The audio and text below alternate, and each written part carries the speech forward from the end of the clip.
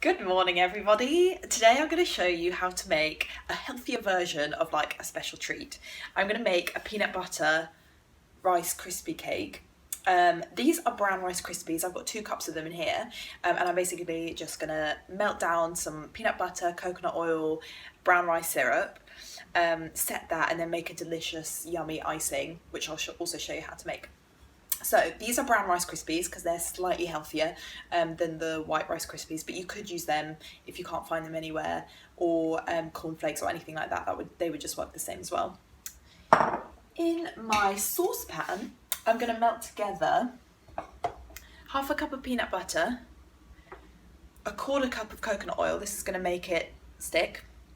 And then to try and keep the sugar content down a bit, because I'm going to put sugar in the actual icing, I'm using brown rice syrup. This stuff is really, really good. It's like the only like low GI sweetener that I found. So if you are trying to cut down on sugar or go sugar free, this is the thing to buy. It's less sweet than normal sugar, so you might feel like you need to use a bit more, but it's really good and it's quite sticky. So this will also help our Rice Krispies from sticking together. So I'm going to melt everything down, put it all together, and I'll show you what it looks like. So it literally took like a minute to melt everything together. I don't know if you can see. This is my peanut butter, coconut oil, brown rice syrup. You could use any other kind of sweetener like honey. I put a tiny bit of salt and vanilla powder in there. Going to combine it with my brown Rice Krispies. Quinoa pops are delicious as well for this kind of thing, but they are quite expensive. And I'm going to combine this so it's all nice and sticky, and then I'm using one of these tins, but you could make like individual little cupcakes if you wanted, and I've also lined it and then greased it because I really don't want it to stick and then break because it's going to be quite fragile. So I'm going to put it in here, put it in the fridge. I'll show you how to make the icing, and then we'll assemble the cake when it's ready. So my Rice Krispie cake, the base, is chilling in the fridge. It's going to harden up and become really deliciously crispy and gooey. And now to make the icing, this recipe is adapted from a recipe from Veggies Don't Bite. It's a really brilliant blog.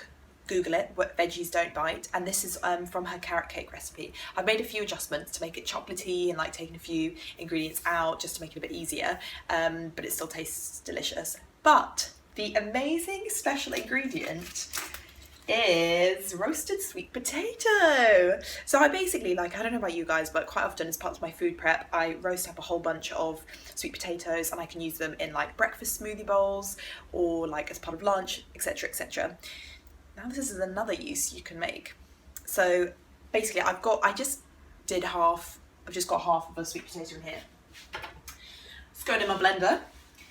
I've got half a cup of coconut sugar in here. You can see, you don't have to use coconut sugar, but if I'm using any kind of sugar, I try and make sure that it is coconut sugar, because then at least you're getting more nutritional benefits from it. Normal just cane, like plain white sugar, has been so processed, it's just sugar, you're not getting anything from it. So although coconut sugar still gives you the sugar high and potentially the sugar crash, at least you're getting some nutritional benefit from it. And because this icing is actually full of super healthy things, even if you do, well, you shouldn't really get a crash actually.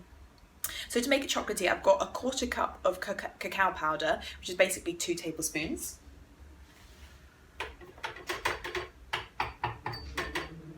And so this icing kind of does need a bit of pre-prep, but also not only is it going to go on top of this cake, but you can use it just like, you can eat it out of the jar, you can put it on your porridge, you can put it on toast, etc. So you can just use it as any kind of spread. So I've soaked some hazelnuts. You could probably actually use any kind of nut. I just thought that it would be a really nice addition to have like the hazelnutty, chocolatey Nutella flavour. So I've soaked these so they'll be easier to blend, they'll be quicker to blend. I actually only did these for a few hours. If you can do it overnight, even better. They're going in as well. And then lastly, I've got a bit of liquid. I've got a quarter cup of any kind of like dairy-free milk that I had hanging around. That's going in there. If you want as well, you can add a bit of salt, a bit of vanilla. I'm just going to leave it like that and then maybe taste it at the end and see if it needs anything. So I'm going to whiz that up, blend it up, and then show you what it looks like. So I have removed the cake from the fridge, and it's still a little bit sticky and gooey, so that's going to be really nice when you cut into it. And then just topped it with all of the icing, and it's going to be really delicious.